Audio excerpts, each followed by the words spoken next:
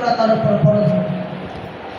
আলহামদুলিল্লাহ, আপনারা দুনিয়ার মধ্যে সবচেয়ে সুন্দর এবং প্রশংসনীয় যে প্রতিষ্ঠান মাদ্রাসা আপনারা আপনাদের বাচ্চাদেরকে সেখানে দিয়েছেন, আল্লাহ পাকের এটা অশেষ মেনে নেন। এই মাদ্রাসা এমন একটা প্রতিষ্ঠান, আল্লাহ তাআলা পৃথিবীর মধ্যে অসংখ্য অগণিত মানুষ সৃষ্টি করেছেন, পূর্বেও করেছেন, ভবিষ্যতেও সেটা করবেন। কিন্তু কথা হচ্ছে মাদ্রাসায় কারা আছে? আল্লাহ তাআলা যাকে খুব গভীরভাবে মহব্বত করেন, পছন্দ করেন, ভালোবাসেন, শুধু তাকেই মাদ্রাসায় আসার জন্য আল্লাহ কবুল করেন। আমরা এখানে যারা আছি নিঃসন্দেহে গার্জিয়ান তারাও সৌভাগ্যবান, ছাত্ররা যারা আছে তারাও সৌভাগ্যবান, কারণ তাদেরকে আল্লাহ তাআলা পছন্দ করে এই মজমায় তারা আসতে পেরেছে।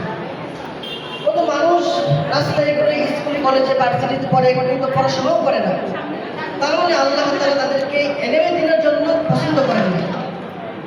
আপনাদের পছন্দ করেছেন বলে আসতে পেরেছেন, এই জন্য সকলেই বলি আলহামদুলিল্লাহ।